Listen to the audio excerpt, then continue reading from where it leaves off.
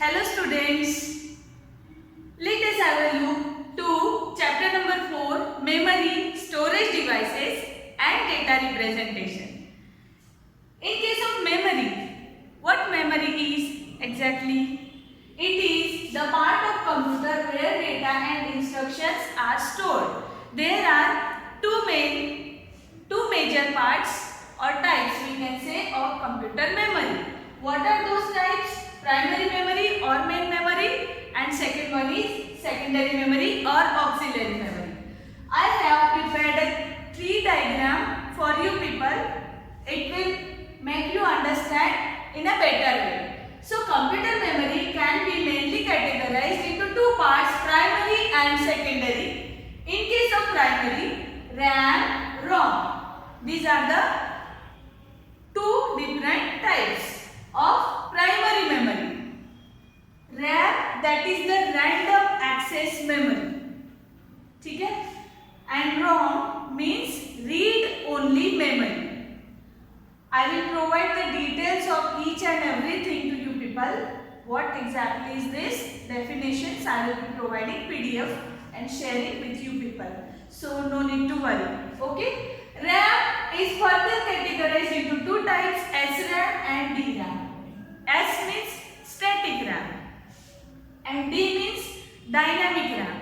Okay? So these are two different categories of RAM. Then next one is ROM. ROM is further categorized into three types, that is PROM, EPROM and EEPROM.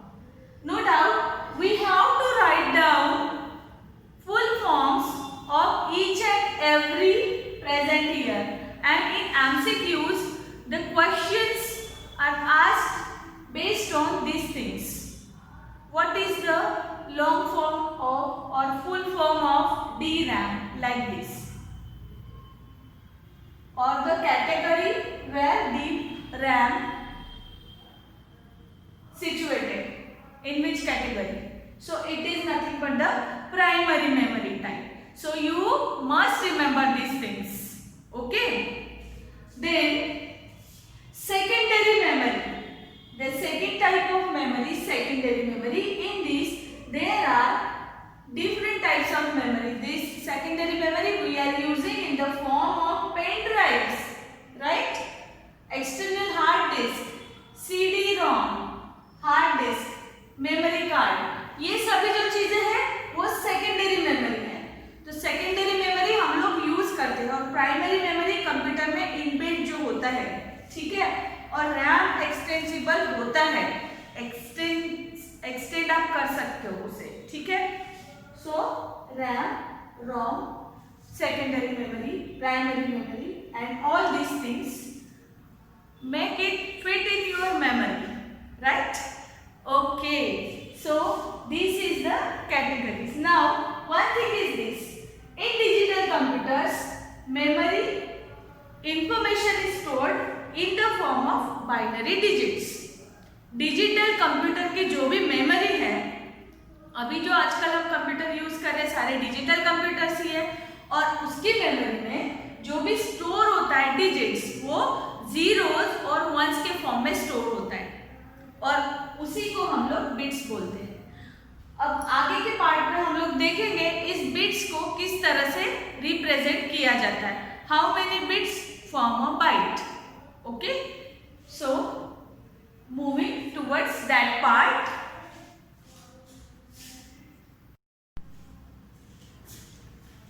So let us have a look to the representation of the memory.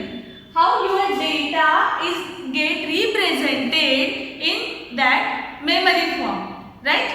जैसे कि आप camera में capture करते हो video, photo लेते हो, ठीक है ना, तो वहां पर क्या होता है, आपके मोबाइल में जो भी लोकेशन होगा पर्टिकुलर इंटरनल स्टोरेज में, या तो DCIM में होगा या कहीं और होगा वीडियोज में, ठीक है.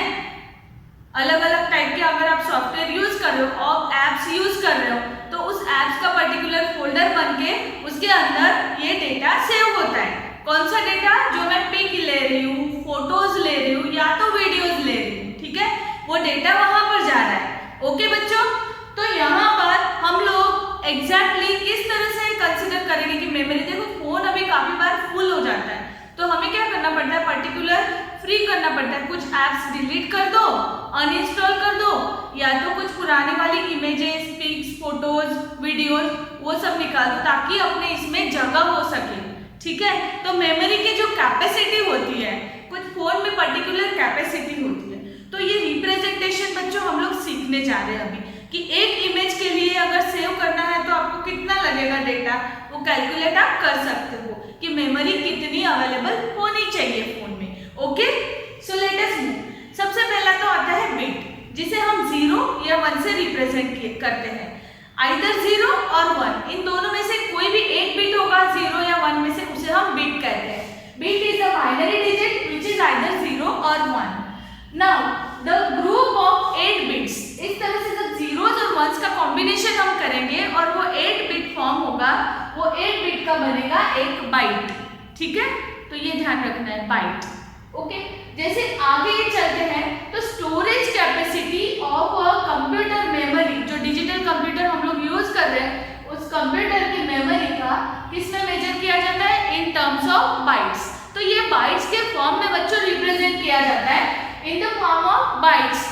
वो भी अलग अलग बाइट्स हो गए, तो कितने बाइट्स है भाई, किलोबाइट, केबी और मेगाबाइट, एमबी। होता है ना आपका डेटा इतने एमबी की फाइल है, होता है ना। जैसे जीमेल आप करो तो जीमेल में कितना जीबी फ्री मिल रहा है, 15 जीबी फ्री होता है उसमें स्पेस। क्लाउड में आप यूज कर सकते हो, गूगल में ड्राइव में जो मिल रही है आपको space 15 GB, it's a big space I can say. वो अपना जल्दी यूज नहीं हो जाता है ना। जैसे अगर मैं नॉर्मल वीडियोस बनाऊं कैमरा के अंदर, अगर मैं उसे कॉम्प्रेस ना करूं, ओरिजिनली रखूं, तो 15 जीबी भी कम पड़ेगा। अगर मैं कॉम्प्रेस करके रखूं ना तो ये फाइल बिल्कुल एमबीज में बन जाएंगी। ये सभी चीजें जो हम लोग अभी आजकल कर रहे हैं, सीख रहे हैं, एडवांस होते जा रहे हैं। So this is the generation effect. Okay, तो आपको ये सीखना ही है और मोबाइल में भी देखना है कहाँ पर कितनी मेमोरी है। आप इंटरनल स्टोरेज में वीडियोस में जाके चेक करोगे ना, पर्टिकुलर वीडियो में सामने एमबीज बताएगा कितनी उसको लग रही है। ये आपको सभी को प्रैक्टिकली करके देखना है। डिलीट मत कर देना कोई भी डेटा, आपके मम्मा पापा का कोई डेटा डिलीट ना हो जाए, क्योंकि एक बार डिलीट हो जाता है तो फिर बैकअप नहीं आ पाएगा उसका। डिलीट का बहुत ही ध्यानपूर्वक इस्तेमाल करना है, हमेशा याद रखना। कभी भी डिलीट ज़्यादातर यूज करना ही नहीं है। बहुत ही ऐसी सिचुएशन में जैसे कि हमें अब नहीं चाहिए ये डेटा, बैकअप लेके रखा है, उसके बाद ही आपको डिलीट की का यूज करना है। ठीक है, आगे कौन सा होता है, गीगाबाइट्स और टेराबाइट्स। ठीक है, तो अब इनका रिप्रेजेंटेशन देखते हैं, इसमें कैसा होता है। 1 bit it's a single digit, either 0 और 1, right. So 8 bits it's a 1 byte combination of ones and zeros. Okay, then 2 to the power 10 bytes, it is equal to 1024 bytes or 1 kilobyte, 1 kb जिसे बोलते हैं, kilobyte, केबी।